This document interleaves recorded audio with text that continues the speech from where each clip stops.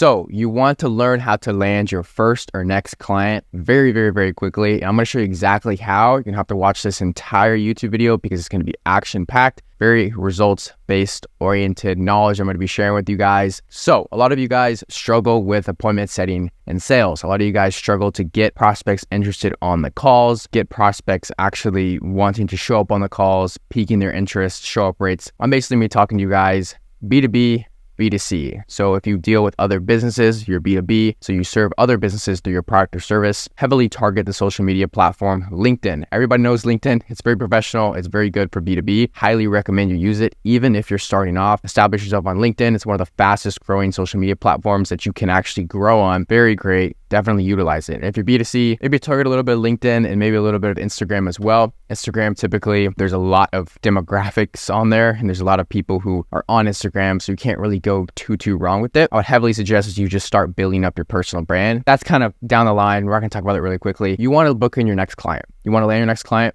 You want to book in your next client. How are we going to do that? How are you going to do this is you're going to be reaching out to 100 to 200 outbound prospects every single day. What does this mean? You're going to be sending 100 to 200 messages either on LinkedIn, either on Instagram. You actually can't send over 40 or 50, I think, a day on Instagram. I'm not for sure. Don't quote me.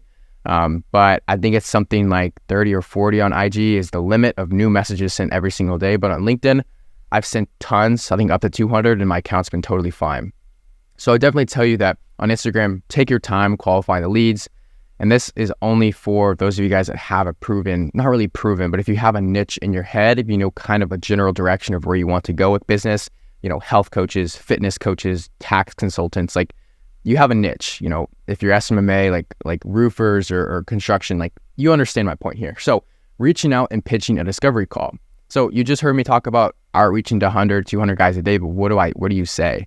So you're going to be pitching them to kind of a discovery / interview call. Now in the early stages, you have no case studies, you have no brand, you essentially have nothing going for you. And the only thing you have to go for you is working for free. Now, you don't even have to work for free in this sense. You just have to pitch for free.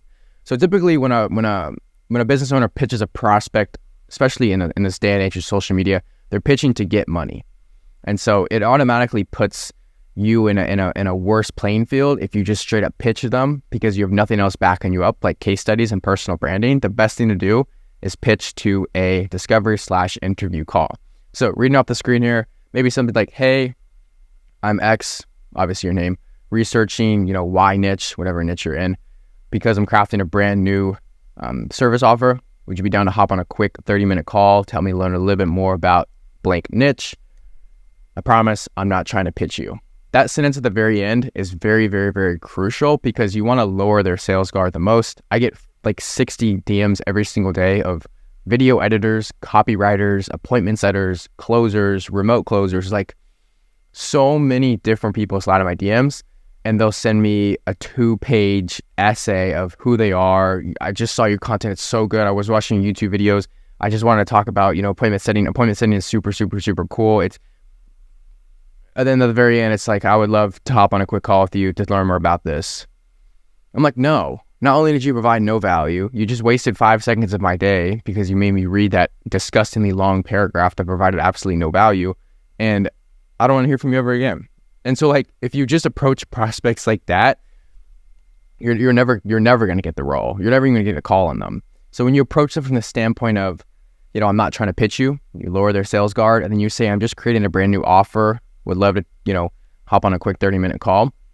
Honestly, I'm only talking to guys that have absolutely no value to provide and you're just starting off from scratch. Obviously, if you have some sort of value prop or you can do something for free for them, include that. So be like, hey, I'm researching, the roofing niche because I'm crafting a new brand new service offer.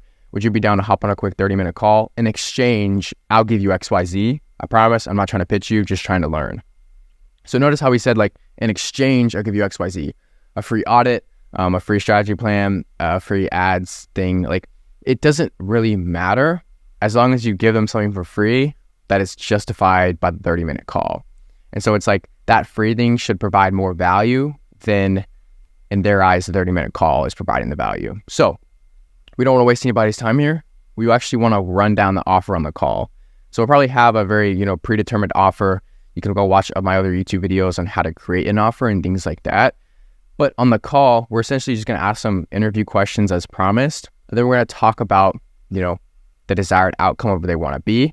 We want to talk about what our kind of services provide without saying, here's what my services provide. We want to sort of beat around the bush and talk about, if you're providing marketing services, so ads for roofing companies, you want to talk about something around the power of what ads can do for their business, what you've seen happen in the ad space recently, why a lot more roofers are shifting to ads, why it's kind of a smart chess move as of right now.